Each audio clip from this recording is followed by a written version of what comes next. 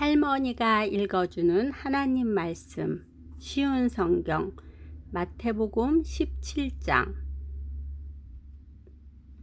6일 뒤에 예수님께서는 베드로와 야고보 그리고 야고보의 동생 요한을 데리고 따로 높은 산에 올라가셨습니다. 그들 앞에서 예수님의 모습이 변화되었습니다.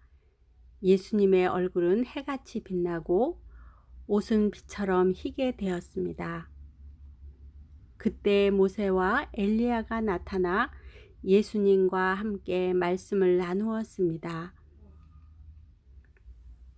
베드로가 예수님께 말했습니다. 주님, 우리가 여기 있는 것이 좋습니다. 원하신다면 제가 여기에 천막 3개를 세우겠습니다. 하나는 주님을 위하여, 또 하나는 모세를 위해, 그리고 마지막 하나는 엘리야를 위해서 말입니다. 베드로가 말하는 동안에 갑자기 빛나는 구름이 그들 위를 덮고 그 속에서 이는 내가 사랑하며 기뻐하는 아들이다. 너희는 그의 말을 들어라 하는 소리가 들려왔습니다. 제자들이 그 소리를 듣고 얼굴을 땅에 대고 엎드리며 무서워하였습니다. 예수님께서 그들에게 오셔서 어루만지시며 말씀하셨습니다. 일어나라, 무서워하지 마라. 제자들이 눈을 들어보니 아무도 보이지 않고 예수님만 혼자 계셨습니다. 산 아래로 내려올 때에 예수님께서 제자들에게 당부하셨습니다. 인자가 죽음에서 다시 살아날 때까지 너희가 본 것을 아무에게도 말하지 마라. 제자들이 예수님께 여쭈었습니다. 어째서 율법 학자들은 그리스도가 오기 전에 엘리야가 먼저 와야 한다고 말하는 것입니까? 예수님께서 대답하셨습니다. 엘리야가 와서 모든 것을 회복시킬 것이다. 그러나 내가 너희에게 말한다. 엘리야는 이미 왔다. 그런데 사람들은 그를 알아보지 못하고 그에게 자기들 마음대로 하였다. 이처럼 인자도 그들로부터 고통을 받을 것이다. 그때서야 제자들이 예수님께서 세례자 요한을 두고 말씀하셨다는 것을 깨달았습니다. 예수님과 제자들이 사람들에게 갔을 때 어떤 사람이 예수님께 와서 무릎을 꿇고 절을 하며 말했습니다.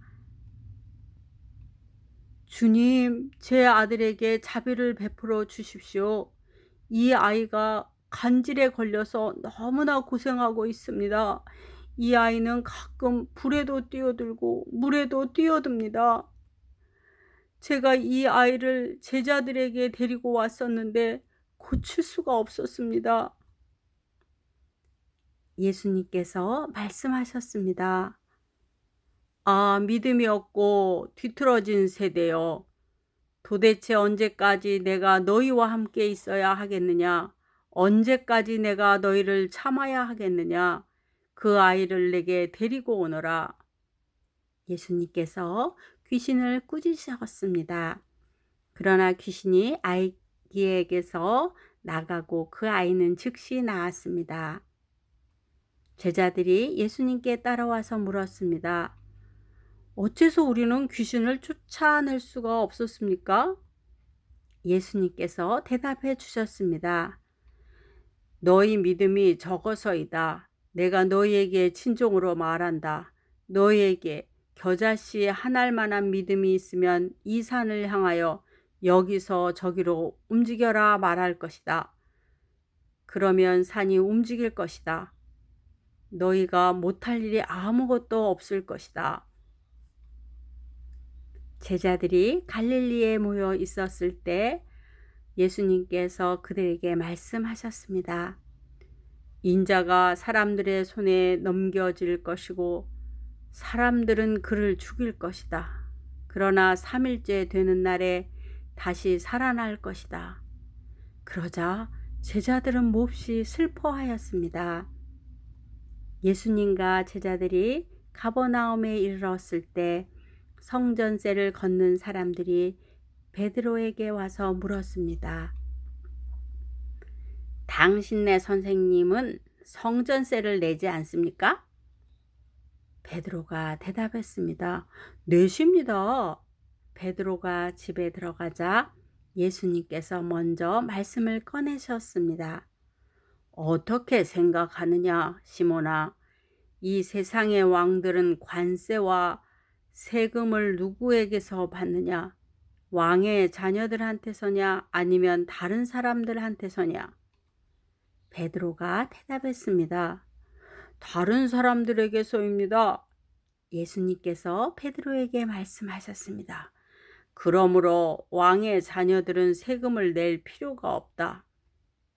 그러나 성전세 걷는 사람들을 자극해서는 안 되겠다. 그러니 호수에 가서 낚시를 던져라. 그리고 첫 번째 낚은 물고기의 입을 벌려 보아라. 은돈 1개가 있을 것이다. 그것을 가져다가 성전세 걷는 사람에게 나와 내 목으로 주어라. 오늘도 말씀을 잘 들었지요?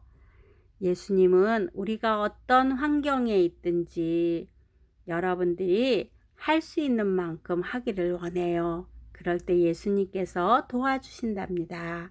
사랑하고 축복해요.